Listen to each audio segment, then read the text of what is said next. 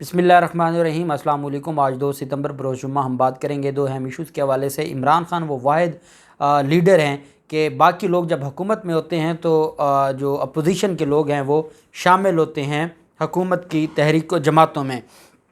इमरान खान वो लीडर हैं कि वो अपोजिशन में हैं और हुकूमती जमातों के लोग पाकिस्तान तहरीक इंसाफ को ज्वाइन कर रहे हैं।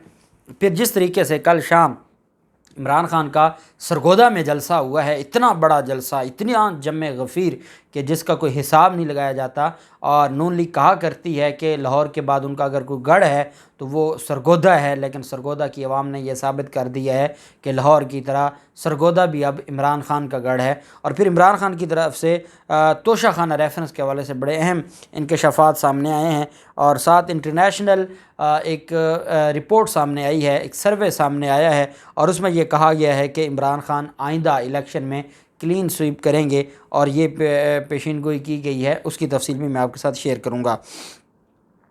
पहले मैं आपको बताता जाऊं कि तोशा खाना रेफरेंस के हवाले से आप जानते हैं कि नैब ने तोशा खाना रेफरेंस फ़ाइल किया था नवाज़ शरीफ, आसिफ जरदारी और यूसुफ रज़ा गिलानी वगैरह के ख़िलाफ़। अब उसमें यह हुआ था कि नवाज़ शरीफ की हद तक तो वो इश्तिहारी हो गया, उनकी जायदादों की नीलामी शुरू हो गई, जबकि आसिफ जरदारी ज़मानत पर हैं और यूसुफ रज़ा गिलानी भी ज़मानत पर हैं। उनके ख़िलाफ़ तोशा खाना रेफरेंस नैब अदालत में पेंडिंग है, जबकि इमरान खान के ख़िलाफ़ इन्होंने तोशा खाना रेफरेंस फ़ाइल किया इलेक्शन कमीशन में।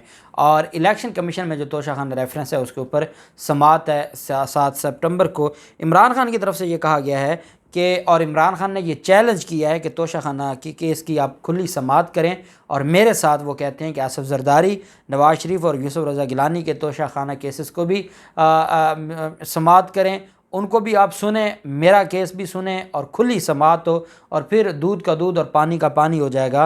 उन्होंने कहा कि बंद कमरे में 4 लोगों ने बैठकर साजिश की और मुझे नाअहल करवाने का मंसूबा बनाया। उन्होंने कहा कि या अल्लाह, मैं तेरी इबादत और तुझसे ही मदद मांगता हूँ। सरगोदा मैंने सोचा नहीं था कि लोग इतनी बड़ी तादाद में आएंगे। और इमरान खान की तरफ से ये कहा गया, सैलाब मुतासरीन के हवाले से उन्होंने बड़ी खुलकर बात की। बलूचिस्तान, सिंध, खैबर पख्तूनख्वा, गिलगित बल्तिस्तान, डीजी खान राजापुर में जो लोग मुतासर हुए उनके हवाले से इमरान खान ने बड़ी अहम बातें की और कहा कि उनके मामलात और उनकी जितनी ज़्यादा मदद हो सकती है वो की जाए। साथ इमरान खान की तरफ से ये भी कहा गया कि जिस तरीके से मुझे निकाला जा रहा है और अगर मैं खामोश न रहूं और मैं बोलने लग जाऊं तो मैं इन सब को बेनकाब करूंगा। और उन्होंने कहा मुझे जितना दीवार के साथ लगाने की कोशिश करेंगे मैं उतना ख़तरनाक होता जाऊंगा और मैं उतना ही, मुझे अब जितना दबाने की कोशिश करेंगे मैं उतना उड़ूंगा और मैं कप्तान हूँ और मैं इन चीज़ों को जानता हूँ कि मैंने किन हालात से निकलना है। और उनकी तरफ से ये कहा गया कि मैं सिर्फ ये चाहता हूँ कि पाकिस्तान का भला हो और पाकिस्तान की मैं भलाई चाहता हूँ। और उन्होंने कहा कि अब मेरा सब्र जवाब दे रहा है और ये ना हो कि मैं कौम के सामने सबको बेनकाब कर दूँ। दूसरी तरफ हमने देखा है कि सिंध हाई कोर्ट में एक दरख्वास्त दायर की गई थी जमात इस्लामी की तरफ से कि बल्दियाती इलेक्शन की जो तारीख़ है वो इलेक्शन कमीशन मुकर्रर नहीं कर रहा था। और इलेक्शन कमीशन ने जब देखा कि जरदारी माफिया हार जाएगा तो उन्होंने बल्दियाती इलेक्शंस को रोक दिया। ये जो 28 अगस्त को मुनक्किद होने वाले जो थे उनको मुलतवी कर दिया गया था। जमात इस्लामी ने यह दरख्वास्त दी कि बल्दियाती इलेक्शन की नई तारीख मुकर्रर की जाए। दरख्वास्त पर सिंध हाई कोर्ट ने इलेक्शन कमीशन और चीफ सेक्रेटरी सिंध को नोटिस जारी कर दी है। अदालत आलिया ने महकमा मौसमियात और दीगर से भी जवाब तलब कर लिया।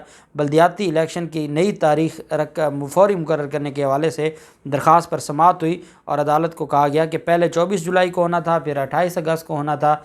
अब उन्होंने उसको गैर मुय्यना मुद्दत के लिए मुलतवी कर दिया, कोई तारीख़ तक भी नहीं दी।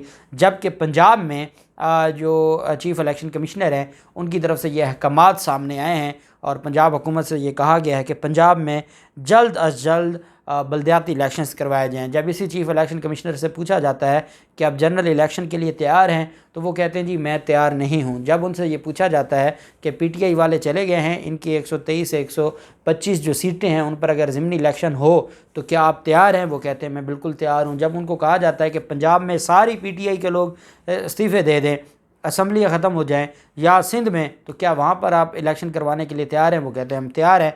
लेकिन जो इमरान खान का मुतालबा है कि जनरल इलेक्शन हो और ये असम्बलियाँ डिज़ोल्व हों और नया इलेक्शन हो, फ्रेश इलेक्शन हो, उसके लिए चूँकि माफिया नहीं चाहता तो इलेक्शन कमीशन भी नहीं चाहता, और इलेक्शन कमीशन की ये ख्वाहिश है कि ऐसा कुछ ना हो कि जिसमें इनको फ़ायदा पहुँचे या वो पाकिस्तान तहरीक इंसाफ को। अब उसकी वजह है, जब इलेक्शन कमीशन ये कहता है कि जनरल इलेक्शन ना हो, तो वो मैं या आप कहेंगे तो मेरे ख्याल में उसका फ़ायदा नहीं है। अब दुनिया ये कहने लग गई है। अमेरिका में अमेरिकी मैगज़ीन है फ़ॉरेन पॉलिसी मैगज़ीन ने आइंदा इंतखाबात में इमरान खान के क्लीन स्वीप की पेशगोई की है, और उनकी तरफ से ये कहा गया है कि शहबाज हुकूमत जो कबल अज़ वक्त इंतखाबात से भाग रही है, और इमरान खान की जानिब से मौजूदा पाकिस्तानी हुकूमत से कबल अज़ वक्त इंतखाबात के मुतालबे पर उनका ये कहना है कि हमारे जो ख़याल के मुताबिक जो हमने सर्वे किया है, अगले आम इंतखाबात में तहरीक इंसाफ के क्लीन स्वीप करने का इम्कान रोशन है। अब ये अमेरिका में बैठकर, अमेरिका का एक मैगज़ीन है फ़ॉरेन पॉलिसी, वो ये बात कह रहा है कि जिसको इमरान खान को अमेरिकी साजिश के ज़रिए निकाला गया कि पाकिस्तान में इमरान खान की हमेशा हमेशा के लिए सियासत ख़त्म हो जाए, उसी मुल्क का इंटरनेशनल मैगज़ीन कह रहा है कि पाकिस्तान में अगर इस वक्त कोई आम इंतखाबात होते हैं या अगले जो भी आम इंतखाबात होंगे, उसमें जो इमरान खान के क्लीन स्वीप करने के वाज़े इम्कानात हैं और रोशन इम्कानात हैं, तो फिर इससे बढ़ के अमेरिका के लिए भी शर्म की बात होगी कि आपने जिसको निकालने की कोशिश की, आप कोई नहीं होते, आपके पास कोई इख्तियार नहीं है। पाकिस्तान में फ़ैसला अवाम करेगी, अवाम जिसको चाहेगी मुंतखब करेगी, अवाम जिसको चाहेगी उसको इम्पोर्टेड समझ के रिजेक्ट कर देगी। और आप देखें कि ये जो हुकूमत है कि IMF की तरफ से इनको पैसे भी मिल जाते हैं, पूरी दुनिया में तेल सस्ता हो जाता है और ये पेट्रोल महंगा कर देते हैं, और उस वक्त महंगा करते हैं जब पूरी कौम सिलाब के अजाब में परेशान है, और ये उसको महंगा कर देते हैं क्योंकि इनको अवाम, ये ना अवाम इनको लाई है, ना इनको पता है कि अवाम हमारा कुछ बिगाड़ सकती है, ना इनको अवाम से कोई लेना देना है। अगर अवाम के ज़रिए आए होते तो उनको पता होता कि हम अवाम को जवाब दे हैं। ये ना अवाम के ज़रिए आए हैं, ना अवाम की वजह से बैठे हैं, अपने मफादात हैं, अपने लोग हैं, और लाने वालों ने ये सारा कुछ किया है। फ़ॉरेन पॉलिसी मैगज़ीन का कहना है कि इमरान खान की बढ़ती हुई मकबूलियत इस वक्त पाकिस्तानी हुकूमत का सबसे बड़ा मसला है। अमरीकी जरीदे का कहना है कि पाकिस्तानी सियासत का महवर साबिक़ वज़ीर-ए-आज़म इमरान खान है, जिन्हें अप्रैल में अदम एतमाद की तहरीक से माज़ूल किया गया था। इमरान खान इस वक्त पाकिस्तानी हुकूमत पर बहुत ज़्यादा दबाव डाले हुए हैं, गो के दबाव बहुत ज़्यादा है, मगर फ़िलहाल मौजूदा हुकूमत इस दबाव को मुकाबला कर रही है। अमरीकी जरीदे का कहना है कि इस वक्त शहबाज शरीफ और उनके हामी कबल अज़ इंतखाबात से इसलिए भी भाग रहे हैं क्योंकि उन्हें ख़दशा है कि इंतखाबात की सूरत में तहरीक इंसाफ क्लीन स्वीप करेगी। फ़ॉरेन पॉलिसी के मुताबिक वज़ारत उज़्मा खोने के बाद इमरान खान ने सड़क पर भी और उसके बाद होने वाले ज़िमनी इंतखाबात में भी ये साबित किया है कि उनके साथ अवाम की ज़बरदस्त ताकत है, जिससे वो मौजूदा हुकूमत की परेशानियाँ बढ़ा रहे हैं।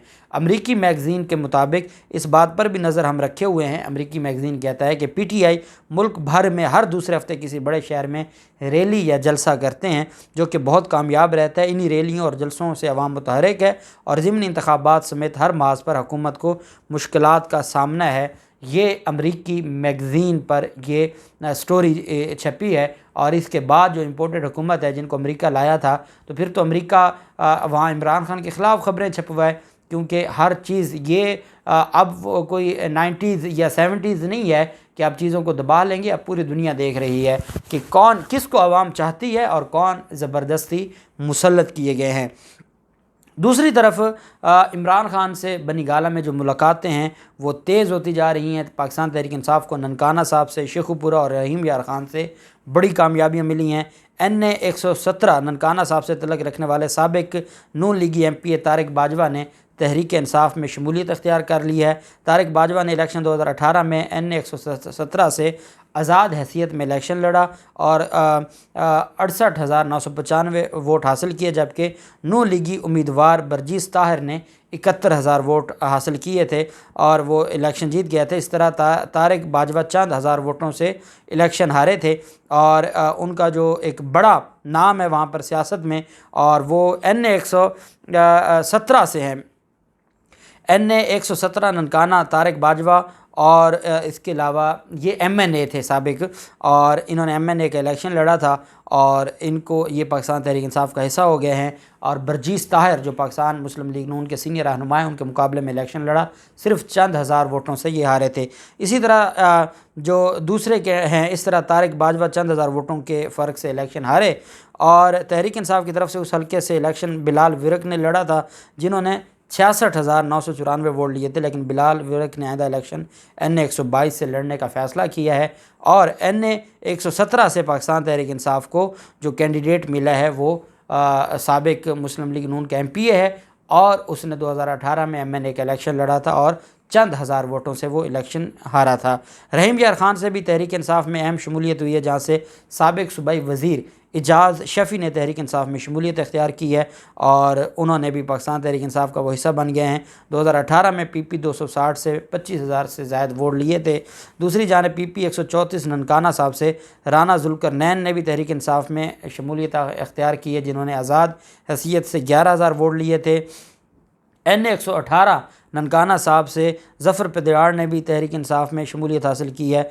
और इसी तरह से आप जानते हैं कि NA 118 में इमरान खान ख़ुद ये ज़िमनी इलेक्शन में उम्मीदवार हैं और उससे पहले ये इमरान खान को कामयाबियाँ मिल रही हैं। ये सिलसिला रोज़ाना की बुनियाद पर जारी रखेगा। पहले तो कहा जाता था कि ये जहाज़ भर के कोई आता है और किसी का जहाज़ है जिसमें इन लोगों को लाया जाता है, फिर कहा जाता था सिलेक्टेड है।